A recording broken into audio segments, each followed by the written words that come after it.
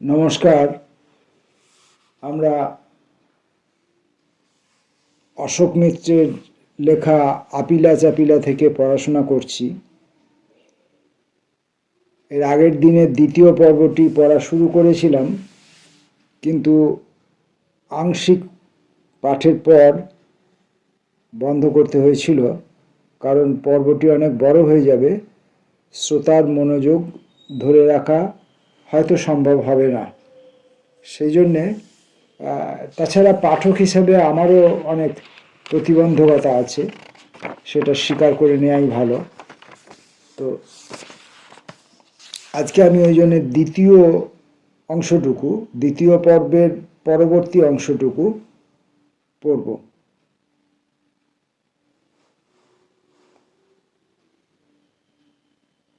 যেটা বলতে ভুলে গেছি, উপরের ক্লাসের ছেলেদের জন্য টেবিল টেনিসও চালু হয়েছিল সেই সময়। আমরা বলতাম পিং পং। দৌড়ঝাঁপ, মই বেয়ে ওঠা, স্লাইড বেয়ে নামা ইত্যাদি তো ছিলই। বার্ষিক পরীক্ষা হয়ে যাওয়ার পর স্কুলের বাৎসরিক স্পোর্টস অন্যান্য বিষয়ের সঙ্গে একটি আজব প্রতিযোগিতামূলক খেলাও বার্ষিক ক্রীড়া উৎসবের আবশ্যিক অঙ্গ ছিল, ধীরে সাইকেল চালানো। নিয়ম এরকম: সাইকেলের উপর বসে ভারসাম্য বজায় রেখে অথচ স্থাণু না থেকে প্রতিযোগীদের সাইকেল চালাতে হবে। যে সবচেয়ে পরে প্রান্তরেখায় পৌঁছাবে সে জয়ী। মধ্যপথে যারা ভারসাম্য হারিয়ে পড়ে যাবে তারা তো আগেই বরবাদ। জীবনের প্রান্ত সীমার কাছাকাছি এসে এখন বন্ধু বান্ধবদের বলি, আমরা নিয়ত ধীরে সাইকেল চালানোর প্রতিযোগিতায় নিরত। কে আগে ঢলে পড়ব সাইকেল থেকে, কে পরে পড়ব, কেউ তা জানি না। বছরের পর বছর, ঋতুর পর ঋতু গত হয়। আমাদের চেতনার মানও ক্রমশ ঊর্ধ্বমুখী, কখনো ধীর লয়ে কখনো দ্রুত। স্কুলের পাঠ্যক্রম এবং পরিপার্শ্ব থেকে জ্ঞানের পরিধি বাড়ে একটু একটু করে। বাড়ির আবহাওয়া থেকেও প্রতিদিন নিত্য নতুন জ্ঞানার্জন করছি, পাড়াতেও ঘুরে বেরিয়েও। সরকারি স্কুল, অনেক বাধার নিগড়, প্রহরগুলি কাটাতে হয় রাজভক্তির পরাকাষ্ঠার মধ্যে। মহল্লায় মহল্লায়, এপাড়া ওপাড়ায় এবং বাড়ির মানচিত্রে অথচ অন্য ঢেউয়ের সঞ্চার।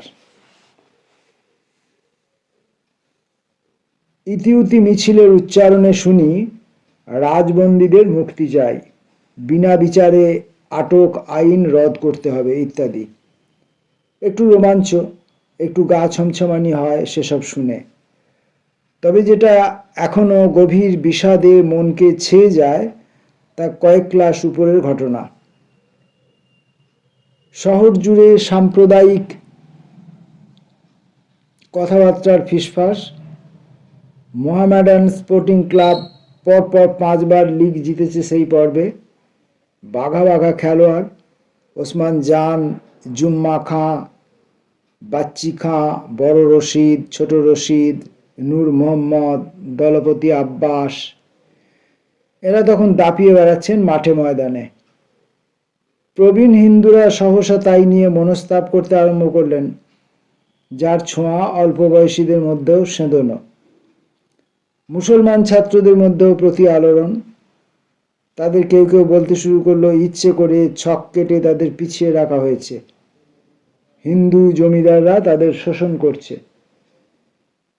ফজলুল হক সাহেব ওই সময় কংগ্রেস দলের সঙ্গে প্রাদেশিক সরকার গঠন করতে চেয়েছিলেন, তাকে তা করতে দেয়া হলো না। বাধ্য হয়ে মুসলিম লীগের সঙ্গে হাত মিলিয়ে বঙ্গপ্রদেশে সরকার গড়লেন তিনি। জ্ঞানোন্মেষের পর আমি বহুবার ভেবেছি, শরৎ বসু মশাইকে যদি ফজলুল হক সাহেবের সঙ্গে হাত মেলাতে কংগ্রেস অনুমতি দিত, তাহলে হয়তো গোটা ভারতবর্ষেই তথাকথিত সাম্প্রদায়িক সমস্যা অন্য চেহারা নিত। যদি বছর 5 হিন্দু ও মুসলমান সম্প্রদায়ের প্রতিনিধিরা মিলেমিশে ব্যবস্থা গ্রহণ করতেন, ভেলকিবাজি ঘটত।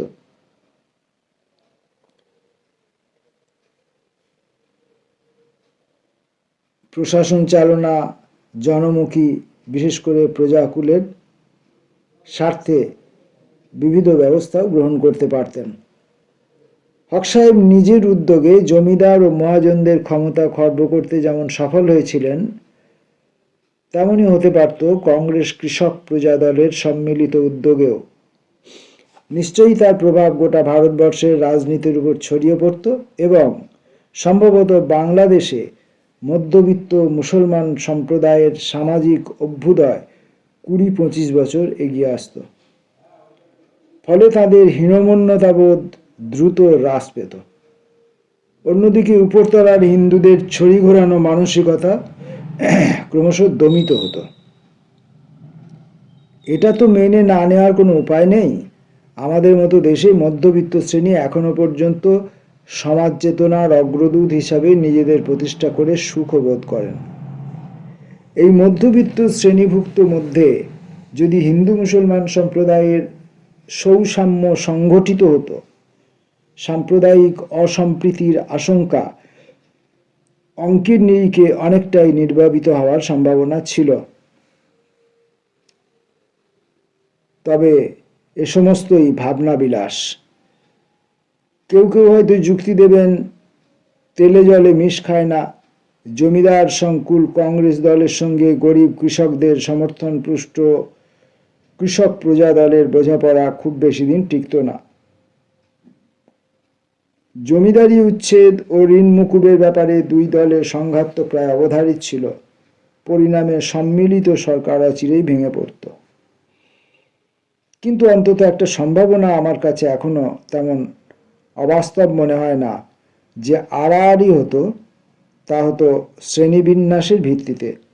হয়তো কংগ্রেস ও কৃষক দলের উপরতলার জমিদার ও তাদের সমর্থক মানুষজন একদিকে হেলে পড়তেন, অন্যদিকে হিন্দু গরিব মুসলমানের জোট অল্পক্ষণের মধ্যেই প্রচণ্ড শক্তিশালী হয়ে উঠত।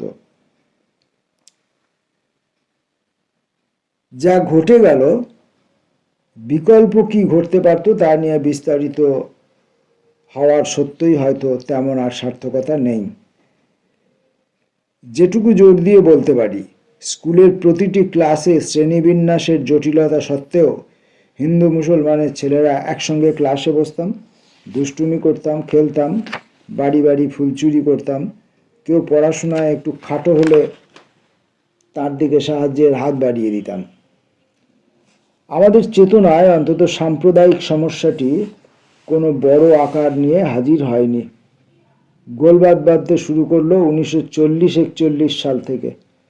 খবরের কাগজে বিষ ছড়ানো, কংগ্রেসের তরফ থেকে ফজলুল হককে শত্রু বলে ঘোষণা করা, অতঃপর তার মুসলিম লীগে ঢুকে পড়া, সেই সঙ্গে বিভিন্ন চক্র থেকে দাঙ্গা, উস্কানি ইত্যাদি নানা গোলমেলে পরিস্থিতির সৃষ্টি।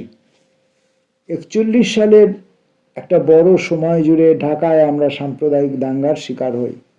স্কুল বন্ধ, হাটবাজার বন্ধ, লোকালয় নিঝুম, এপাড়া থেকে ওপাড়ায় যেতে গা ছমছম। 12-14 বছরের বাচ্চা ছেলেদের ধরে পাড়ার দাদারা ছুরি চালানোর হাতে করে দিচ্ছেন। প্রথমে কলা গাছে ছুরি চালিয়ে নিশানা এবং আঙ্গিক রপ্ত করা। ছেলে ছোকরারা এই বিদ্যায় তালেবর হয়ে উঠলে তাদের মন অস্থির হতো, হাত নিষ্পিস করত। অন্য সম্প্রদায়ের কোনো গরিব ফেরিওয়ালা এপাড়ায় এলে কিভাবে তার পেট ফাঁসিয়ে দেওয়া হতো, এপাড়ার শিক্ষক বা কেরানি ওপাড়ার মধ্য দিয়ে শর্টকাট করতে গিয়ে কেমনভাবে আক্রান্ত হতেন, কচি মস্তানদের দাপটের রমরমা কিভাবে তারা তৈরি হতো দাগী অপরাধী হিসাবে, চোখের সামনে সেসব দৃষ্টান্বিত হতে দেখেছি। অন্য সম্প্রদায়ের কোনো চটজলদি শিকার না পেলে ওই কচি অপরাধীর দল তখন নিশ্চিন্তে ঘাস খেয়ে বেড়ানো মাঠে চড়া ঘোড়াগুলির পেট ফাঁসিয়ে দেওয়ার আনন্দে মাতোয়ারা হতো। এ পাপের তো ক্ষমা নেই। যে গুরুজন স্থানীয়রা তখন এদিকে ওদিকে নেতৃত্ব পর্যায়ে স্থিত ছিলেন, তাদের পাপের প্রায়শ্চিত্ত আমরা করেছি গত 50-60 বছর ধরে।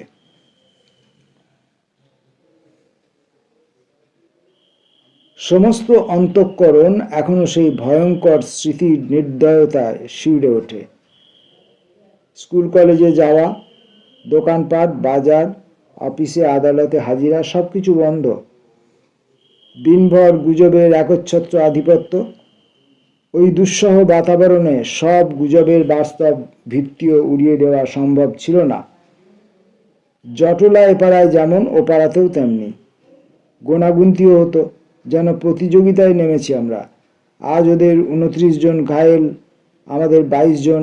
আগামীকাল এই ঘাটতি উসুল করে দেওয়ার প্রতিযোগিতা শুরু হতো তক্ষুনি। ছেলেদের ডেকে তাদের উপর ফরমান চাপানো হলো, কে কটা চুরি মারবে, কটা ঘরে আগুন দেবে, কোন কোন বাড়িতে ঢুকে লুটপাট চালাবে। 1941 সাল শেষ। 1942-এ স্ট্যাফোর্ড ক্রিপ্স এলেন আর গেলেন। জওহরলাল নেহরু ও জিন্নার পারস্পরিক দাবি দাওয়াগত সমস্যার কোনো ফয়সালা তিনি করতে পারলেন না। গান্ধীজি বলতে শুরু করলেন, প্রভুগণ, ঢের হয়েছে, এবার তোমরা বিদায় নাও। তেমন হলে ভারতবর্ষকে নৈরাজ্যের হাতে ছেড়ে দিয়েই প্রস্থান করো। আমাদের ভবিষ্যৎ আমরাই তৈরি করে নেব। ততদিনে অবশ্য জিন্না রক্তের স্বাদ পেয়ে গেছেন। বিলেতে প্রধানমন্ত্রী রূপে আসীন হয়েছেন পরম নাক সিটকানো উইনস্টন চার্চিল মহাশয়। একের পর এক ঘটনাবলী, ভারত ছাড়ো প্রস্তাব, কংগ্রেস নেতাদের গ্রেপ্তার, দেশের নানা প্রান্তে অস্থিরতা, ডাক ও তার চলাচল বন্ধ, রেল লাইন উপড়ানো, ধর্মঘটের পর ধর্মঘট। ততদিনে তো মনের দিক থেকে হিন্দু ও মুসলমান সম্প্রদায়ের মধ্যে ব্যবধান দুস্তর বেড়েছে। অথচ এমনটা নাও হতে পারত। হরিপুরা এবং ত্রিপুরী কংগ্রেসের স্মৃতি তখন প্রায় ফিকে। সুভাষচন্দ্রকে প্রায় ঘাট ধরে কংগ্রেস দল থেকে বিতাড়ন করা হয়েছে। তিনি ফরওয়ার্ড ব্লক গড়লেন। হলওয়েল মনুমেন্ট অপসারণের আন্দোলনের মধ্য দিয়ে আর একবার হিন্দু মুসলমান সম্প্রদায়কে পরস্পরের কাছাকাছি টানবার উদ্যোগ নেওয়া হলো। পাশাপাশি কলকাতা কর্পোরেশনের নির্বাচনে 1940 সালে সুভাষচন্দ্র মুসলিম লীগের সঙ্গে মিতালি করলেন। উপরন্তু লীগের পক্ষ থেকে মেয়র নির্বাচিত হওয়ার পথও মসৃণ করে নিলেন। কংগ্রেস দলে তা নিয়ে তীব্র সমালোচনা। জাতীয়তাবাদী সংবাদপত্রে সুভাষ মিয়া ও আচার্য ইস্পাহানিকে ব্যঙ্গ করে কার্টুনের পর কার্টুন। স্পষ্টতই অনেক দেরি হয়ে গেছে। কে জানে, সুভাষচন্দ্র যদি সে মুহূর্তে ইউরোপে প্রস্থান না করতেন, হয়তো যে সম্ভাবনার অঙ্কুর ফুটতে ফুটতে নির্জীব হয়ে পড়েছিল, তাকে বাঁচিয়ে তোলা যেত আর একবার। এই আগের দিনের দ্বিতীয় পর্বের প্রথম অংশটা যখন পড়ছিলাম আর আজকে বাকি অংশটুকু যখন পড়লাম, তখন কোথাও যেন লেখকের স্কুল জীবনের যে স্মৃতি, তার সঙ্গে এবং সেই সময়ে সমাজে হিন্দু মুসলিম দ্বন্দ্বের যে অস্থিরতা, এই দুটো জিনিসই যেন আমাদের জীবনের সঙ্গেও মিলে যাচ্ছে। আমরা কি তাহলে একটু এগুইনি? আমাদের ছেলেবেলাতেও স্কুল জীবনে যে কথা লেখক বলছেন, যেভাবে খেলাধুলা হতো, যেভাবে ক্লাস চালানো হতো, যেভাবে করা হতো, সেগুলো মোটামুটি একই রকমের আমাদের জীবনে মিলে গেছে। অতি সম্প্রতি একটু ব্যতিক্রম হয়েছে, সেটা পরে আসছি সে বিষয়ে। তো মিলে গেছে। আর অতি সম্প্রতি যেটা ঘটছে, যে ওই হিন্দু মুসলিম অস্থিরতা, সেটা পাকিস্তান, বাংলাদেশ, ভারত, সমগ্র অঞ্চলটা জুড়ে এই হিন্দু মুসলিমের অস্থিরতাটা চলছে। এবং এই অস্থিরতাকে কেন্দ্র করেই রাজনীতিকে নিয়ন্ত্রিত করা হচ্ছে। মানুষকে এই অস্থিরতার দিকে, এই সাম্প্রদায়িকতার দিকে ইচ্ছে করে পাঠিয়ে দেওয়া হচ্ছে। তাহলে যে ক্ষতি আমরা দিনের পর দিন, বছরের পর বছর, যুগের পর যুগ আমরা নিজেরা নিজেদের প্রতি করে চলেছি, সেটা আজও করে চলেছি। তাহলে এতদিন ধরে যে দেশ স্বাধীন হলো এবং মানুষজন লেখাপড়া শিখলো, বিদেশ থেকে বিভিন্ন বিষয়ে তারা প্রযুক্তিগত শিক্ষা আমদানি করলো, শিখলো এবং নিজেদের দেশেও সক্রিয়ভাবে বিভিন্ন প্রযুক্তিতে আমরা এগিয়ে গেলাম। আমাদের দেশের উপগ্রহ চাঁদের মাটিতে পা রাখলো। এই উন্নতির পাশাপাশি ওই যে পশ্চাদপসরণ যে আমাদের মানসিকতা, যে সেই মারপিট, খুনোখুনি, হিংসা, বিদ্বেষ, ছোট বড়, এই ব্যাপারগুলো এখনো চলতে থাকলো। কেন, কি কারণে সবাই জানি, অথচ কেউই যেন কিছু জানি না। সব কিছু জেনেও আমরা সবাই মুখ বন্ধ করে বসে আছি। পরের দিন আমরা আপিলা চাপিলার তৃতীয় পর্বটি পড়ব। ততক্ষণের জন্য নমস্কার।